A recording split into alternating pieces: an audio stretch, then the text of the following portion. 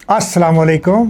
Iran ने अब ये हालिया एक बयान में कहा है कि हम अमरीकी और इजराइल के फ़ौजियों पर मुकदमे चलाएंगे। ह्यूमैनिटेरियन लॉ के तहत ईरान का फ़ैसला बिल्कुल सही है और ईरान का कहना है कि अमेरिका और इजराइल ने मिलकर हमारे लीडर्स को चुन चुन के मारा, कासिम सुलेमानी को मारा, अली लारजानी को मारा, हमारे न्यूक्लियर प्रोग्राम के चीफ को मारा, हमारे 40 लोग 40 लीडर मारे गए। तो हम उनसे बदला लेंगे, हम उन पे मुकदमे चलाएंगे अपनी सरज़मीन पे और उनको ढूंढ ढूंढ कर निकालेंगे और उनको उनकी सज़ा उनको देंगे। ईरान एक नज़रियाती रियासत है, इजराइल भी नज़रियाती रियासत है।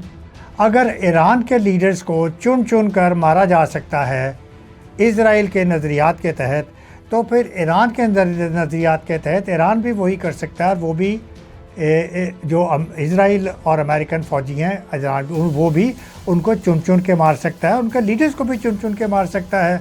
और बाय द वे जो नज़रियाती लोग होते हैं ना, ये बहुत सख्त होते हैं। मैं यहाँ पे मोदी की मिसाल दूंगा कि वो किस तरह का नज़रिया रखता है। वो जब कहता है तो वो करके दिखाता भी है। मसलन उसने कहा हम बंगालियों को इंडिया से निकाल देंगे, उसने कहा हम कश्मीर को इंडिया में ज़म करेंगे, उसने कर दिया। उसने कहा हम बाबरी मॉस्क को गिराएंगे, उसने गिरा दिया। उसने कहा राम ओदिया बंदर जो है वो बनेगा, वो बन गया।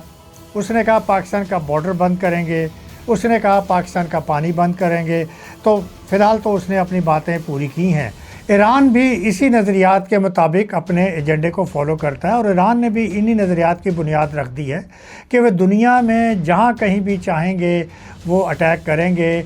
और हालांकि अगर इजराइल को देखा जाए तो उनके सारे जो जूज़ हैं वो हार्डलाइनर नहीं हैं। उनके सिर्फ 2 कबीले हैं जो हार्डलाइनर हैं, जो ईरान को गिराना चाहते हैं। लेकिन ईरान की on the other side Iran के हार्डलाइनर ज़्यादा हैं और उनके लीडर्स भी ज़्यादा हार्डलाइनर हैं। इसलिए इजराइल को उसकी जो ईरान ने कहा है वो इजराइल को ज़्यादा बड़ा ख़मियाज़ा भुगतना पड़ेगा। ईरान ने ये भी रिक्वेस्ट की है इंटरनेशनल कम्युनिटी से कि अमरीकी और इजराइल फ़ौजों के ऊपर आलमी अदालतों में भी मुकदमे चलाए जाएँ।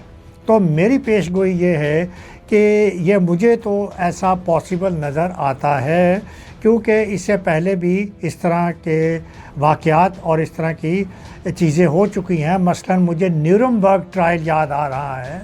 1945 में सेकेंड वर्ल्ड वॉर के बाद जर्मनी के शहर न्यूरमबर्ग, जो कि तकरीबन 400 किलोमीटर दूर है बर्लिन से, म्यूनिख के पास है, वहाँ पे इस शहर के अंदर नाज़ियों के ऊपर जो मुकदमे चलाए गए, जितने भी ये जो जीते हुए ये जो मुल्क थे, इन सब ने मिल के एक तश्कील दिया था, एक बोर्ड, और उन्होंने नाज़ियों को मारा और नाज़ियों को चुन चुन के ढूंढा गया, चुन चुन के उनको मारा गया और उनको सज़ाएं दी गई। तो मुझे लगता है कि ऐसा ही वक्त दोबारा आने वाला है। और मुझे इस तरह से एक और वाक़या याद आ रहा है। इंडिया ने क्या किया था, इंडिया ने चुन चुन के अपने सिखों को मारा था कनाडा के अंदर, अमेरिका के अंदर और बरतानिया के अंदर। तो अगर ये लोग कर सकते हैं तो ईरान भी अपनी जगह पे हक बजाने होगा कि ईरान भी फिर टिट फॉर टैट करेगा। तो बहरहाल आगे क्या होता है, कैसे होता है, तो उसका आप इंतज़ार कीजिए। और अगर इन मुज़ाकरात का और इस मेमोरेंडम ऑफ अंडरस्टैंडिंग जो स्विट्ज़रलैंड में हुआ और 60 रोज़ा मुज़ाकरात का कोई हल ना निकला, तो नतीजा बहुत खौफनाक होगा। इजाज़त चाहता हूँ, अपना ख्याल रखिएगा। अल्लाह हाफ़िज़।